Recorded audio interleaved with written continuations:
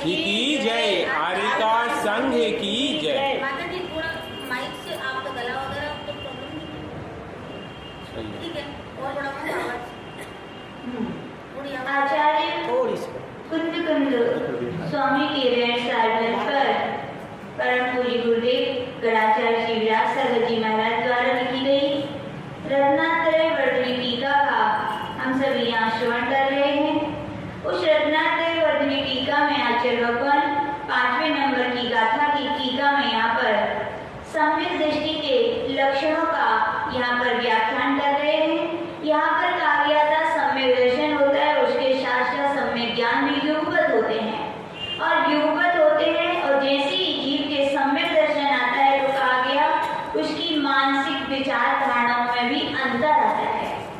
मानसिक विचार धारणाओं में जैसे अंतर आता है तो कहा गया उसकी वाचनिक प्रवृत्ति में भी परिवर्तन आता है और वाचनिक प्रवृत्ति में परिवर्तन आता है तो कहा गया कायिक चेष्टाओं में भी परिवर्तन आता है।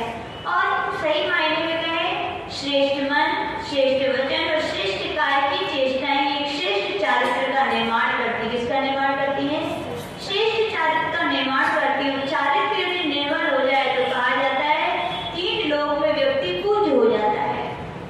धन भले ही ना हो, मकान भले ही ना हो, वैभव भले ही ना हो, वारिस संपत्ति भले ही ना हो, लेकिन आंतरिक एक चारित्र निज उपलब्धि की प्राप्ति हो जाती है तो कहा गया आचार्य भगवान कह रहे हैं वो दुनिया में श्रेष्ठ या तो कहे कार्य में कार्य का उपचार कर दे, आगे पूर्व भाव में आगे की पर्याय वो श्रेष्ठ बनेगा, लेकिन कुछ ना कुछ लक्षण तो श्रेष्ठ बनने के उसके क्या है झलकने लगते हैं। तो आचार्य भगवान ने यही कहा था कि एक श्रेष्ठ चारित्र का निर्माण होता है और चारित्र का निर्माण तो हो गया, निर्माण के साथ साथ उसका स्थायित्व भी बना रहे, वो कहीं मलिन ना हो जाए, वो कहीं छूट ना जाए। तो आचार्य भगवान ने कहा था उसके लिए आवश्यक है कि क्या अच्छी आदतें, अच्छे संस्कार जीवन में होने चाहिए। क्या होने चाहिए? यदि कहा गया एक श्रेष्ठ चारित्र का निर्माण किया और एक भी बुरा संस्कार है तो कहा गया सारे चारित्र पर क्या कर देगा वो पानी फेर देगा, सारा उस चारित्र की व्याख्या को व्यर्थ कर देगा, निरर्थक हो जाएगा वो चारित्र की उत्पत्ति होना। तो कल आचार्य भगवान यही कह रहे थे कि जीवन में सुसंस्कार ही होने चाहिए। क्या होने चाहिए? सुसंस्कार आते कहाँ से हैं? कहाँ से आते हैं? गर्भ से ही आते हैं। ये बात सही है। क्या है? सुसंस्कार श्रेष्ठ माता पिता गर्भावस्था से ही देना प्रारंभ कर देते हैं। गर्भावस्था के संस्कार पूंजी कहलाते हैं। क्या कहलाते हैं? आपकी धन संपत्ति की पूंजी तो पाप और पुण्य के साथ व्यवहार करती है। पाप का उदय आएगा तो खत्म हो जाएगी और पुण्य रहेगा तो ही रहेगी। लेकिन आचार्य भगवान कह रहे हैं माता पिता के द्वारा दिए गए जो संस्कार होते हैं वे क्या बच्चों की पूंजी हो जाते हैं। क्या हो जाते हैं? माता पिता भले ही ना रहे, कुछ भी ना रहे, लेकिन उनके संस्कारों के बल से एक पे एक श्रेष्ठ ऐसे चारित्र का निर्माण कर लेते हैं कि दुनिया उनको पूजती तो पूजते इसे साथ में किसकी पूजा होती है? उनके माता पिता की पूजन होती है, यानी कि उनका सम्मान बढ़ते। खुशी होती कि नहीं होती? दीक्षा जब बच्चे लेते तो सबके मम्मी पापा कहते थे हाँ नहीं लो, मना करते, लेकिन लेने के बाद जब वो माता जी महाराज जी बन जाते हैं और जिस स्टेज पर वो बैठे हैं और वहाँ उनके लिए आने का अगर मौका मिले और समाज के लोग कहते हैं कि अमुक अमुक महाराज की, अमुक अमुक माता जी की गृहस्थ अवस्था की मम्मी है ये, इन्होंने ऐसे संस्कार दिए कि आज ऐसे फलीभूत हो रहे हैं। वास्तविकता में संस्कार यदि नहीं मिलते तो आज मिल पाते क्या हम लोग ऐसे पर? कहीं ना कहीं मायने में उनके वो संस्कार काम आते हैं तो फिर खुशी होती कि नहीं होती?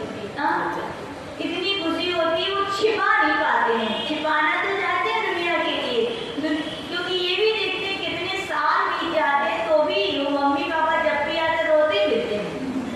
अंदर से भले ही खुश हैं लेकिन बाहर में उनका मोह, क्या उनका मोह, उनका राग और खुशी भी जाहिर नहीं करने देता। लेकिन वास्तविकता में कहीं ना कहीं यदि मोक्ष मार्ग पर बढ़ने के निमित्त बनते हैं तो क्या बनते हैं? वे संस्कार बनते हैं। और कहा गया कहीं का पुण्य ना हो, ऐसे माता पिता ना मिले, लेकिन व्यक्ति का स्वयं का पुण्य हो और अच्छी सत्संगति मिल जाए। क्या मिल जाए? सत्संगति, साधुओं की संगति मिल जाए तो कहा गया तो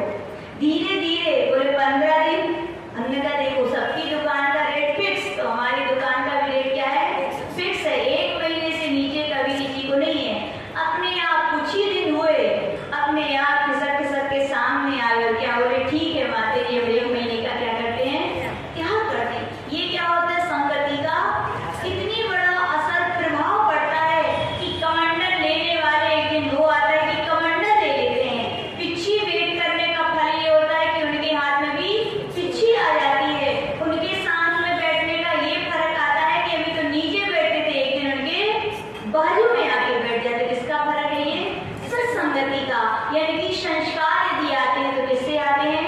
सत्संगति से आते हैं। तो आचार्य भगवान कह रहे भैया एक अच्छे चारित्र का निर्माण कर लिया है तो एक श्रेष्ठ संस्कारवान माता पिता भी होने चाहिए और श्रेष्ठ संस्कारवान होने चाहिए, गुरु की संगति करनी चाहिए। तो कहा गया कितने बड़े से बड़ा दानव भी होगा तो भी वो परमात्मा बन जाएगा, महामानव क्या है वो बन सकता है। तो आचार्य भगवान यही कह रहे हैं संस्कार जीवन में कैसे होने चाहिए?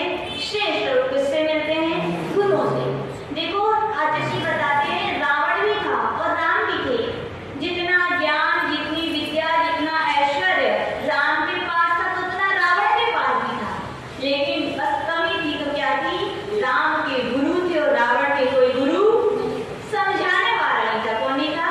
समझाने वाले व्यक्ति भी हमने पहले बताया कि बड़े पुण्य से मिलते हैं। किससे मिलते हैं? बताया था ना, क्या उदाहरण बताया था?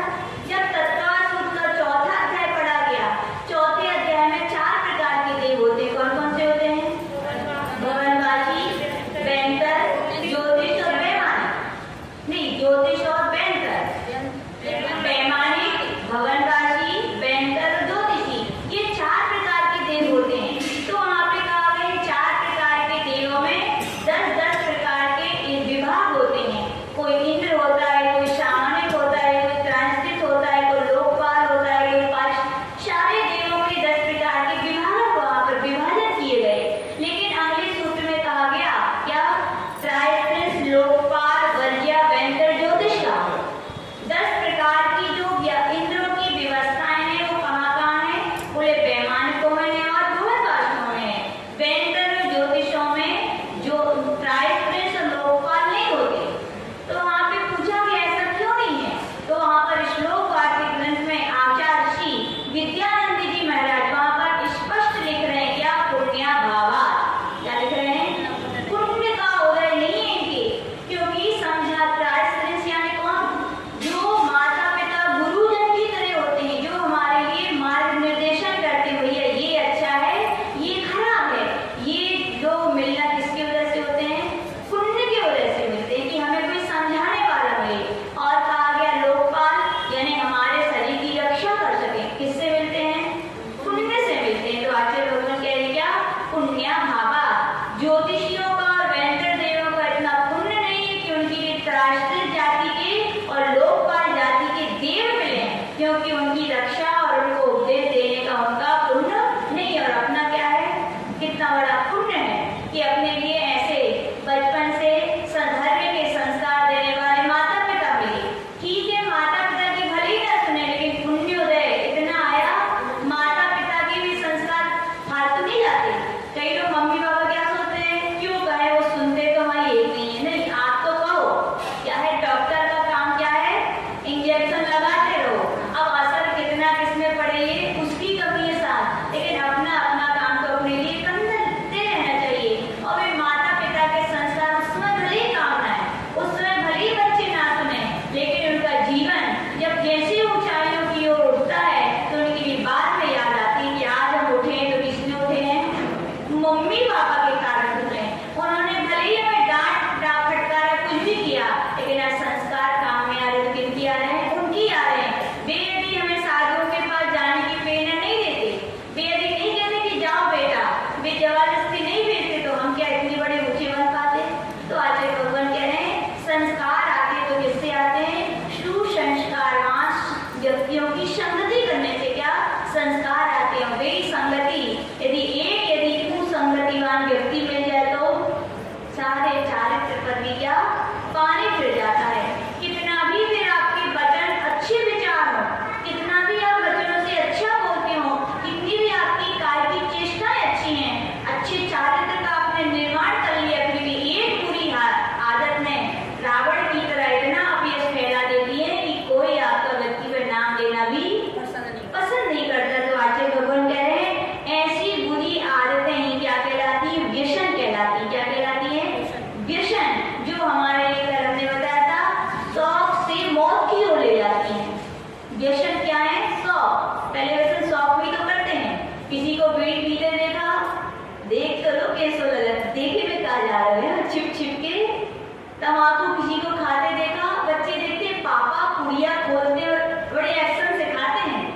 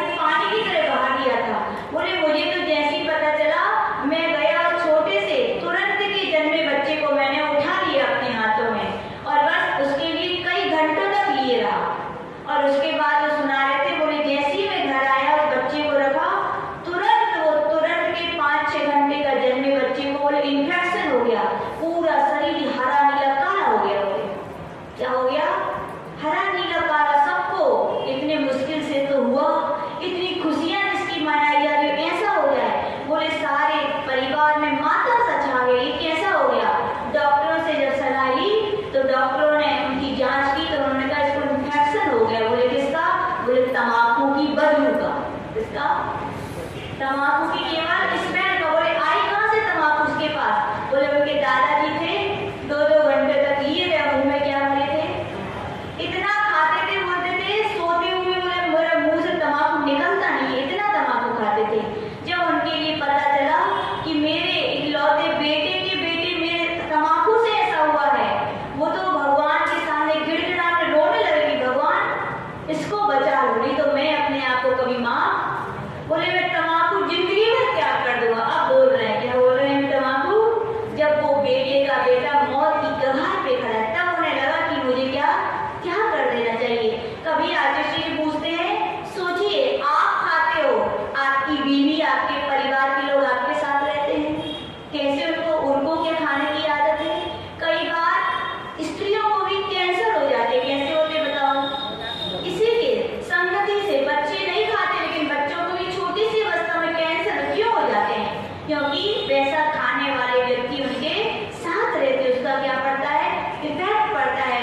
तो उस दिन आशीष ने सबको ये नियम दिलाया था, भैया अपने लिए अपनी चिंता ना करो, कम से कम परिवार वालों की तो चिंता करो। और आशीष जी का आशीर्वाद का प्रभाव था कि वो छोटा सा बच्चा, पुण्य था उसका, क्या कहें, पुण्य था, उसका इन्फेक्शन डॉक्टर ने दूर कर दिया। उन्होंने वो राजनेता थे, उन्होंने खुद सुनाया। तब से बोले मैं जिस सभा में जाता हूँ, बोले हर सभा में सबको नियम दिलवाता हूँ, बोले कि भैया तम्बाकू नहीं खाओ। तो आचार्य भगवान यही कह रहे हैं, तम्बाकू यानी एक विषण जरूर नहीं है तम्बाकू खाना, बीड़ी पीना, सिगरेट पीना, चाय पीने का भी विषण हो सकता है। लोग व्रत कर लेते हो उपवास, लेकिन बस क्या चाहिए, बोले चाय मिल जाए। बोले बताओ इतनी बड़ी आदत बन गई तुम्हारी, खाना पीना सब छोड़ सकते, चाय नहीं छोड़ सकते। तो आचार्य भगवान कह रहे जो भी काम, जो भी क्रियाएं हमारे धर्म मार्ग से रोकने वाली हैं, वे सब क्या है, व्यसन है। किसी को सुबह देर तक सोने की आदत है तो क्या है, व्यसन ही तो है। किसी को देर तक जगने की आदत है तो क्या है, व्यसन है। कि आप जिस कीमती बहुमूल्य दुर्लभ धर्म मिला है, दुर्लभ धर्म की क्रियाएं मिली है, उनको तुम केवल अपने थोड़े से विदुर विष्णु के कारण छोड़ नहीं पा रहे हो। कि हमें लेट से सोने की आदत है, लेट तक जगने की आदत है, तो क्या ये सब नियम से याद रखना, ये सब क्या है, व्यसन है। और आचार्य भगवान ने यहाँ पर कहा था ये व्यसन एक व्यक्ति के अंदर जो बुराई है वो सब व्यसन है, लेकिन मुख्यतः कितने व्यसन होते हैं, 7 होते हैं। तो आचार्य भगवान ने यहाँ पर कहा था पहला व्यसन था जुआ खेलना। जुआ खेलना यानी क्या, लोग यही बोलते हैं बस, क्या जुआ यानी क्या, याद रखना जुआ का मतलब केवल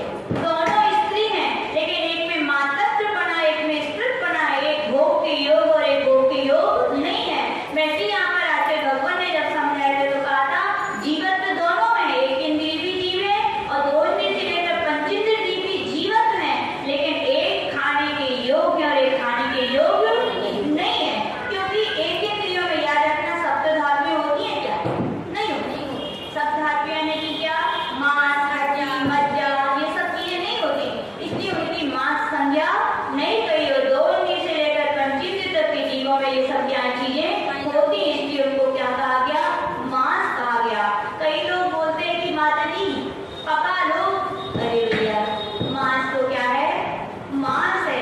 कहा गया मांस क्यों अशुद्ध है, बोले शरीर का एक एक अवयव क्या है, शरीर का कोई भी अवयव हो, कहा गया उसी जाति के उसमें पंचेंद्रिय यदि जीव का वो चमड़ा है या मांस है या रक्त है, उसमें उसी जाति के पंचेंद्रिय जीव प्रति क्षण उत्पन्न होते हो मरते हैं।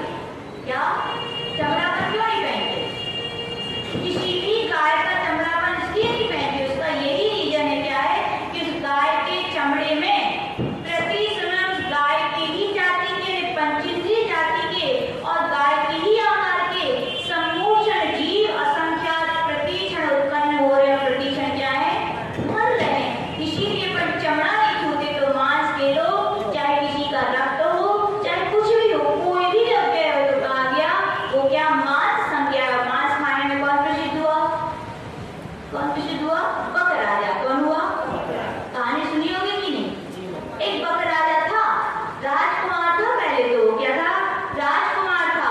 उसके पिता ने, राजा ने अष्टालिका पर में घोषणा करवा दी थी कि कोई भी इन दिनों में मांस का सेवन नहीं करेंगे, जीवों की हिंसा नहीं करेंगे, लेकिन पुत्र ही मांस का लोलुपी था।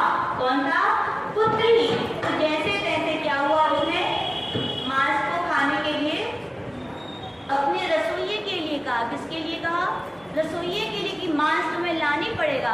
तो रसोइये ने क्या किया कि जीव की हिंसा करने का तो यहाँ पर बंदिश है, तो उसने क्या किया, एक तुरंत के मरे हुए बच्चे का जो शरीर था शमशान में दफनाया गया था, उस दफनाए हुए शरीर को क्या उखाड़ लिया और उसी का क्या करके उसके लिए खिला दिया। तो अष्टांगिका भी समाप्त हो गई, लेकिन उसकी आदत, वो रसोइये से बोले तुम्हें अब जब भी मांस लाना है तो ऐसा ही मांस लाना है, उसके अलावा नहीं तो तुम्हारे जानों की खैर नहीं है। तो रसोइया क्या करता था, प्रतिदिन एक एक बच्चे को पकड़ता था, उसके लिए उसका भोजन कराता था कि पाप तो पाप है, कभी छिपता नहीं है, उजागर होती रहता है। जब ये बात उजागर हुई तो राजा ने क्या किया, अपने बेटे को क्या किया, देश से बाहर निकाल दिया। लेकिन उसके खाने की क्या पड़ गई थी, आदत पड़ गई थी। और जिसने पांडव पुराण पढ़ा हो तो वहाँ पे कहा जाता था कि वो जंगल के बाहर रहने लगा था एक गुफा में, लेकिन वो क्या करता था, इतना भयानक, इतना खूंखार बन गया था कि कोई उसको जीत नहीं पा रहा था। और वहाँ पर उससे बचने के लिए राजा ने नियम बना दिया था कि क्या, कि अब तो ये उसके लिए बहुत सारा भोजन और एक एक परिवार का एक एक व्यक्ति रोज क्या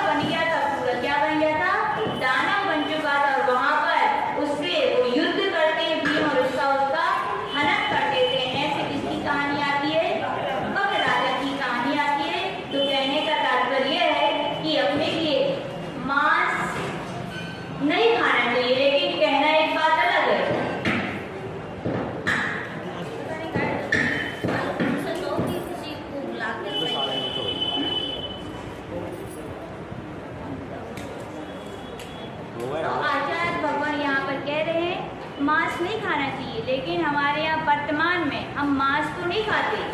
क्या नहीं खाते? मांस नहीं खाते। लेकिन बताओ अंडा क्या मांस नहीं है? क्या जीवों के शरीर से अवयवों से निकली हुई कोई भी पदार्थ यदि खाद्य सामग्री में डल रहा है और अपन उसका सेवन करें तो मांस नहीं है? क्या है? आज देखिए फैशन है, क्या है? पिज्जा क्या है? स्पष्ट लिख रहे हैं उसके पेपर पर कि इसमें शुगर की चर्बी है, फिर भी ना हम मना कर पा रहे अपने बच्चों को कि बेटा मत खाओ, और बेटा कहते मम्मी चलता नहीं है, मम्मी कहती बहुत अच्छा बेटा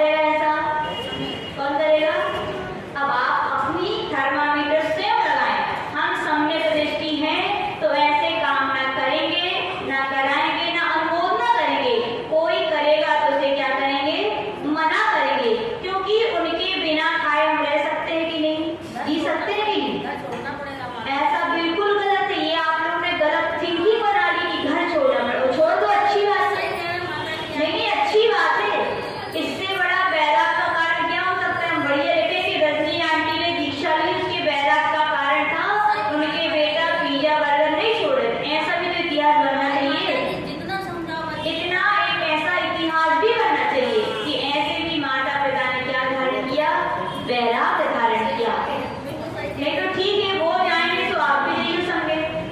क्या अनुमोदना हो रही है कि नहीं? अपने यहाँ तो वैसी कहा गया, कृत कार्य अनुमोदना का बराबर फल है। महामत्स्य स्वयंभू रमण समुद्र में खाता था इतने जीवों को, तो साथ में नरक गया, और वहां पर वो कान में बैठा छोटा मत्स्य क्या करता था? सोच सोच करके, अनुमोदना कर करके भी कहा गया, साथ में नरक ही गया। आपको जाना है तो ठीक है, इससे अच्छा तो है उनके घर छोड़ना पड़ता, और अच्छा है, बढ़िया छोड़ो यार, घर छोड़ना चाहिए। तो आचार्य भगवान यही कह रहे हैं कि सम्यक दृष्टि यदि आप हो तो ना तो स्वयं ऐसे पदार्थों का सेवन करेंगे, और जो करेंगे उनके लिए भी क्या करेंगे? मना करेंगे। उनसे तो यही कहो बेटा ये विष है, विष तो एक भाव में मारता है, लेकिन ये संस्कार तुम्हारे लिए बन गए तो भाव भाव में छूटने वाले नहीं है। और ये किसके व्यसन? महापाप के संस्कार है। नियम से व्यसनों का फल पढ़ लो, एक साथ व्यसन है तो नरक भी कितने हैं? सीधा आचार्य भगवान परमानंदी महाराज कह रहे हैं, एक एक व्यसन, एक एक नरक के, एक एक व्यसन सातों नरकों के द्वार खोलने में समर्थ है। यदि किसी की भी आदत पड़ जाए तो आचार्य भगवान यही कह रहे हैं कि आप सम्यक दृष्टि हैं। और इसकी व्याख्या चल रही है, किसकी चल रही है? नियम से जो सम्यक दृष्टि होगा वो मांस भक्षण नहीं करेगा। मांस भक्षण है सीधे मांस खाना नहीं, किसी भी सामग्री में थोड़ा भी किसी भी जीव का अवयव भी मिला हुआ है तो वो भी क्या है?